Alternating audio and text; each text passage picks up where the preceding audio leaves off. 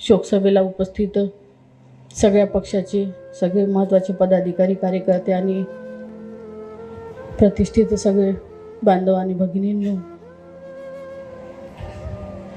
खऱ्या अर्थानं बाळू धानोरकर हा एवढा उतुंग असा सागर होता की या सागरातले नेमके कोणते मोती वेचावे तेच मला आज कळत नाही. आणि बोलत असताना सगळ्यांनी आपापल्या भावना व्यक्त केल्या, सगळ्यांनी आपापले अनुभव सांगितले. पण मागच्या 16 मेला माझ्या लग्नाला 18 वर्ष पूर्ण झाले आणि या 18 वर्षात त्यांच्या साथीचे इतके अनुभव आहे की मला या ठिकाणी सांगणं शक्य होणार नाही.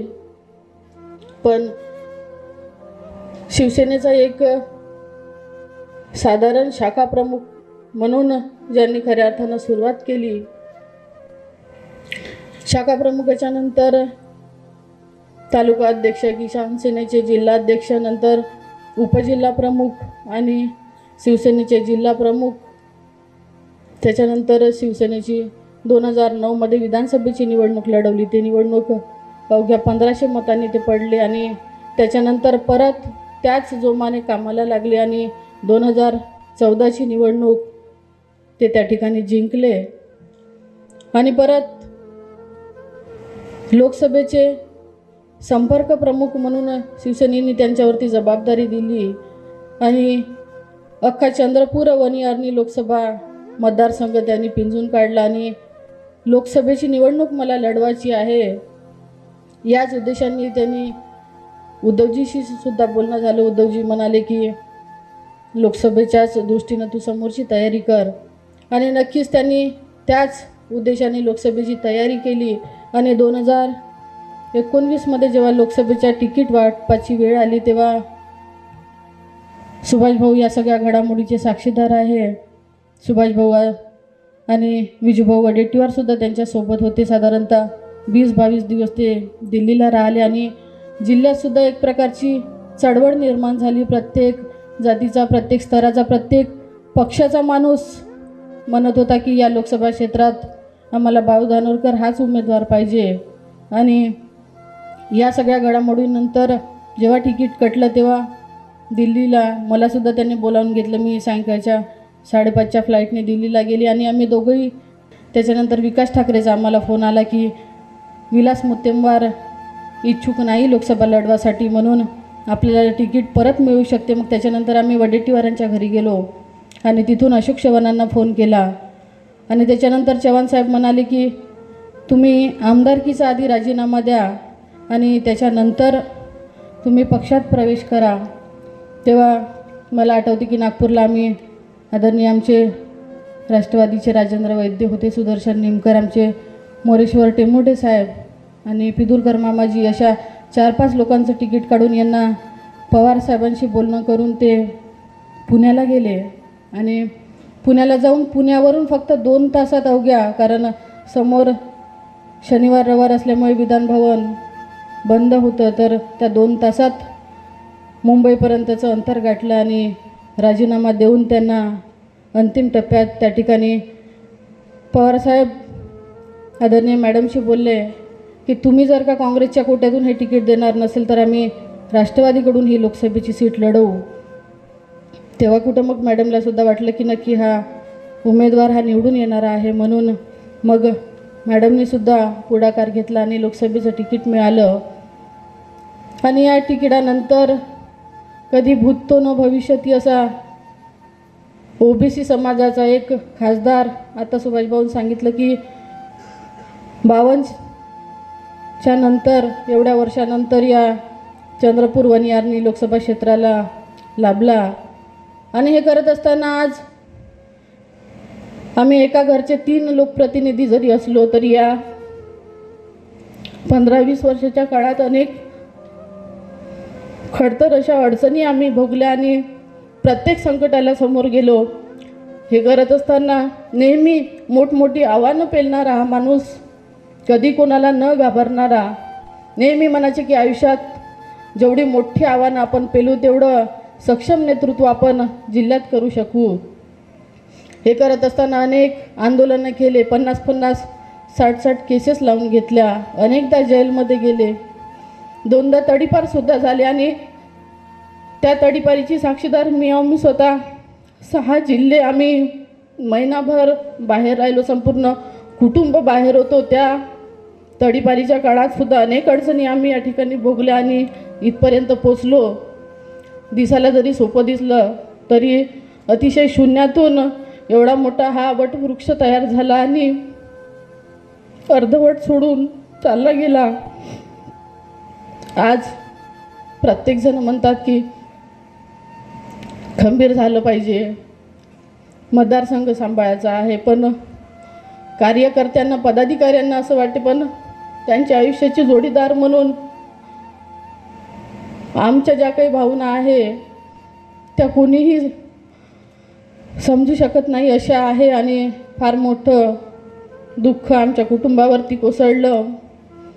या दरम्यान 25 तारखेला त्यांच्या पोटात दुखायला लागलं होतं. 25 तारखेला डॉक्टरला घरी बोलावून घेतलं आणि अनेक जण म्हणत होते की बऱ्याच दिवसापासून तब्येत खराब होती, त्यांच्याकडे कोणी लक्ष दिलं नाही, पण असला कुठलाही विषय नव्हता. तेच स्वतः तब्येतीच्या बाबतीत एवढी काळजी घेणारे होते की दर 3 महिन्यांनी ते स्वतःची मेडिकल टेस्ट सगळ्या करून घ्यायचे, ब्लडच्या टेस्ट सगळ्या करून घ्यायचे.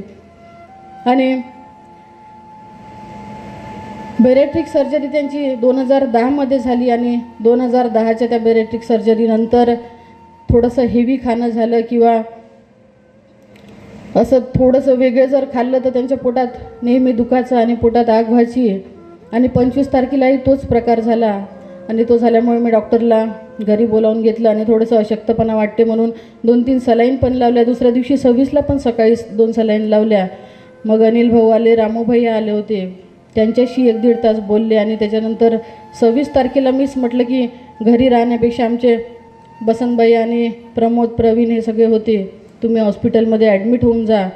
तेव्हा पण जायला तयार नव्हते. ते म्हणत होते की मी एवढा 100 किलोचा माणूस, तुला मी मरेल असं वाटते का? मी दुसऱ्याला मारणारा आहे, मी मरणारा नाही आहे.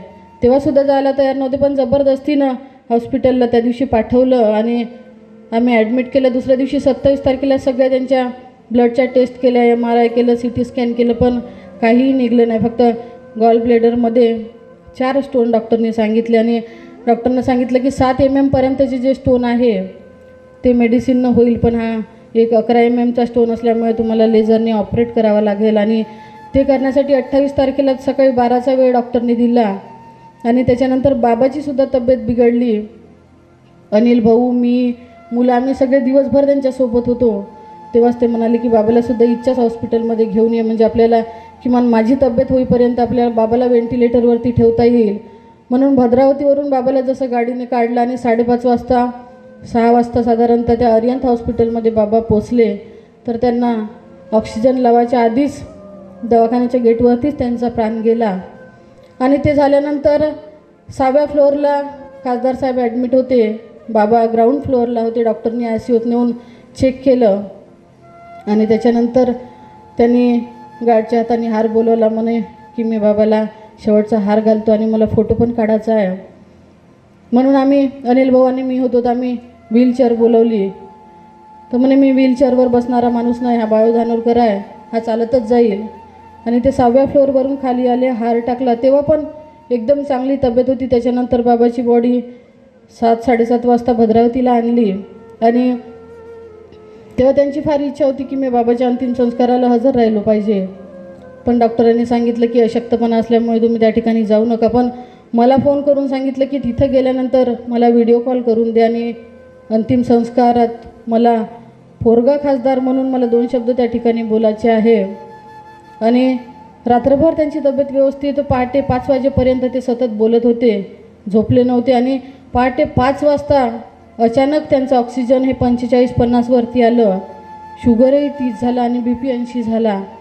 मग तेव्हा डॉक्टर म्हणाले की काही करून ताई आपल्याला व्हेंटिलेटर यांना लावावं लागेल आणि तुरंत या ठिकाणून तुम्ही हलवण्याची व्यवस्था करा. मग आम्ही बऱ्याच डॉक्टरांशी संपर्क साधला. त्यात काही जणांचं म्हणणं होतं की मुंबईला नेलं पाहिजे, पण हे जे इन्फेक्शन त्यांच्या किडनीवरती झालं होतं याचं पाहिजे तसं लीलावतीत पण बोललो, एम्सला पण बोललो, आम्ही ब्रिजकांडीला पण बोललो. डॉक्टरांचं म्हणणं होतं की तुम्ही दिल्ली मेदांता बेस्ट आहे तिथंच हलवा. मग आम्ही तुरंत पहाटे 6 वाजताच एअर ॲम्ब्युलन्सची व्यवस्था करून 11 वाजता मी आणि माझ्यासोबत, कारण बाबाचं इकडे अंत्यविधी असल्यामुळे मी आणि प्रमोद भाऊ, आम्ही दोघं आणि 2 डॉक्टर असं 4 जणं तात्काळ त्यांना दिल्लीला घेऊन गेलो. दिल्लीला घेऊन गेल्यानंतर पण डॉक्टरांनी शेवटपर्यंत जेवढे प्रयत्न करायचे तेवढे प्रयत्न केले. आणि हे करत असताना मलाही वाटलं नाही की या खासदारावर प्रेम करणारी इतकी लोक त्या दिल्लीत सुद्धा होती. स्वतः आमच्या मॅडम असतील, राहुलजी असतील, आदरणीय खरगेजींनी, आदरणीय वेणुगोपाल, शरद पवार साहेबांनी, इवन अजितदादांनी सुद्धा स्वतःचा PA म्हणजे गजानन पाटलाला सुद्धा दिल्लीला पाठवलं होतं. सगळेजण डॉक्टरांशी बोलले. डॉक्टरांनी जेवढी चांगल्यात चांगली ट्रीटमेंट करता येईल ते करण्याचा शेवटपर्यंत प्रयत्न केला. आणि डॉक्टरांनाही वाटलं की 50च्या आत वय असल्यामुळे नक्कीच बॉडी काही ना काही रिस्पॉन्स करेल. पण तिथं गेल्यानंतर एक 24 तासाची ट्रीटमेंट होती की पालतकरूंच्या जितेंद्र आव्हाडांची ट्रीटमेंट केली होती रात्री 9:30पर्यंत. त्याच्यामुळे ऑक्सिजन हे 98-90पर्यंत आलं, पण BP आणि शुगर बिलकुल वाढलं नाही. शेवटचा पर्याय म्हणून आम्ही फिल्टरसुद्धा लावलं, डायलिसिस पण केला. आणि डॉक्टरने सांगितलं की शेवटचा ऑप्शन आहे इक्मोचा, तो जर दिला तर काही ना काही फरक बॉडीमध्ये नक्की पडेल. ते सुद्धा केलं. पण शेवटी 30 तारखेला सकाळी 2:30 वाजता म्हणजे 2 वाजताच मला डॉक्टरने बोलावून घेतलं आणि आता 10-15 मिनटात काही होऊ शकते म्हणून सांगितलं. मग मी अनिल भाऊला फोन केला, आम्ही सगळे सोबतच होतो तिथं दिल्लीला. पोरांना पण फोन केला. आणि इथून गेल्यानंतर आम्ही जेव्हा 28 तारखेला त्यांना ॲडमिट केलं, त्याच्यानंतर तिथं गेल्यानंतर होशमध्ये आले. 7 ते 8पर्यंत मी त्यांच्यासोबत होती. 1 तास माझ्याशी ते बोलले. तेव्हाच त्यांची तब्येत सुधारेल असं नक्की मला वाटलं. पण आज देव एवढा निष्ठुर होईल याचा विचारही कधी आयुष्यात केला नाही. आज या ठिकाणी बोलत असताना खासदार म्हणून त्यांचं काम तर होतं, पण एक वैयक्तिक माणूस म्हणून जेवढे संबंध त्यांना जोपासता आले ते प्रामुख्याने जोपासण्याचा प्रयत्न त्यांनी केला. त्यात कधीही पक्षाचा विचार केला नाही, कधीही जातीचा विचार केला नाही, किंवा कोण गरीब आहे आणि कोण श्रीमंत आहे याचासुद्धा विचार कधी गेला नाही. समाजाच्या शेवटच्या घटकापर्यंत प्रत्येक माणसाला मदत कशी करता येईल याचा प्रयत्न त्यांनी केला. हे करत असताना लोकसभेची निवडणूक झाल्यानंतर विधानसभेच्या निवडणुका आल्या. अनेक लोक म्हणायचे की आज खासदार झाल्यानंतर एकाच घरात विधानसभेचे तिकीट मिळणार नाही, पण मला ते ठामपणे सांगायचे की हा बाळू धानोरकर आहे, तिकीट घेऊनच वापस येईल आणि पहिल्या लिस्टमध्ये तिकीट नाही आणली तर बाळू धानोरकर म्हणून नाव लावणार नाही. आणि त्यात आवर्जून त्यांनी सांगितलं की विजूभाऊ वडेट्टीवार असतील किंवा सुभाषभाऊसुद्धा त्या ठिकाणी होते. आणि सुभाषभाऊला सुद्धा माहीत आहे की ते नेहमी म्हणायचे तिकीटसाठी जेव्हापासून घडामोडी चालू होत्या की मी पहिल्याच लिस्टमध्ये नाव आणेल. माझं नाव पहिल्या लिस्टमध्ये आलं, मात्र सुभाषभाऊचं नाव मागच्या लिस्टमध्ये आलं. असे अनेक आव्हानं पेलणारा हा माणूस, कधीही कोणाला न घाबरणारा, आणि ते कायम म्हणायचे. आज मला भद्रावतीवरून वरोऱ्याला गेलेला आम्हाला 10 वर्ष झाले. 2014च्या निवडणुकीच्या 3 महिन्यापूर्वी आम्ही वरोऱ्यात राहायला गेलो आणि ते नेहमी म्हणायचे की लोक 70 वर्षाचं 80 वर्षाचं आयुष्य जगतात, पण मला 70-80 वर्ष जगायचं पण नाही आणि 50 वर्षाच्या वर राजकारण पण करायचं नाही. मी 45-50 वर्षाचंच आयुष्य जगेल, पण जाताना प्रत्येकाला हळहळ लावून जाईल असं आयुष्य जगेल. आणि रोज नाश्ता करताना असो किंवा ऑफिसमध्ये बसताना जेवण करताना कधी ते एकटे जेवायचे नाही किंवा नाश्ता करायचे नाही, 2-4 लोक सोबतच लागायचे. मी नेहमी म्हणायचे की लोक फक्त कामापुरते येतात, जेव्हा आपल्याला गरज पडते तेव्हा कोणी कोणाचं होत नाही. कायम म्हणायचे की माझ्यावर प्रेम करणारे लोक हे माझ्या अंतिम संस्काराला स्मशानभूमीतील गर्दी सांगेल की बाळू धानोरकरवर प्रेम करणारे लोक किती आहे. आणि हा बाळू धानोरकर आहे, हा शासकीय इत्तमामातच जाईल असा शेवटपर्यंत त्यांचा शब्द होता. आणि तोच त्यांनी खरं केलं. बोललेला प्रत्येक शब्द हा कायम शेवटपर्यंत ते पाळायचे. आज त्यांच्या जाण्यामुळे नक्कीच आमच्या कुटुंबावर, कारण एका वेळेस बाबाचं पण निधन झालं आणि लगेच 2 दिवसात त्यांचं पण निधन झालं. आणि नेहमी आवर्जून भाषण लोकसभेत निवडून आल्यानंतरसुद्धा भाषणं करत असताना नेहमी म्हणायचे की आज बाळू धानोरकर खासदार झाला, त्यात माझ्या बायकोचं आणि माझ्या कुटुंबियाचं फार मोठं योगदान त्या ठिकाणी आहे. आपण बघितलं की अनेक नेते बघितले, आमदार बघितले, खासदार बघितले की जे महिला सक्षमीकरणाच्या फक्त गोष्टी करतात, पण जेव्हा खऱ्या अर्थानं वेळ येते घरच्या बायांना बाहेर काढायची तेव्हा ते बाहेर काढत नाही. पण खऱ्या अर्थानं महिला सक्षमीकरण जर केलं असेल तर या बाळू धानोरकरनी केलं.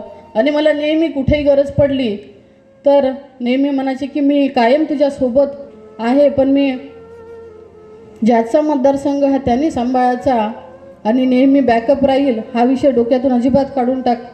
आमदार आहे तर आमदारांनी आपले कामं हे स्वतः केले पाहिजे. कामं करणार नाही, सगळ्यांना भेटणार नाही तर सक्षम कशी होतील. आणि सक्षम महिला म्हणून जर, सक्षम आमदार म्हणून जर काम करायचं असेल तर त्यासाठी मजबूतपणानं स्वतः राहणं फार गरजेचं आहे. आणि नक्कीच आज आमदार म्हणून काम करत असताना कधीही माझ्या मतदारसंघात कुठला हस्तक्षेप त्यांनी केला नाही. नेहमी त्यांचे विचार, त्यांची प्रेरणा माझ्यासोबत राहिली आणि त्यामुळेच मी एक सर्वसाधारण गृहिणीपासून तर आमदारकीपर्यंतचा प्रवास या ठिकाणी पार पाडू शकली.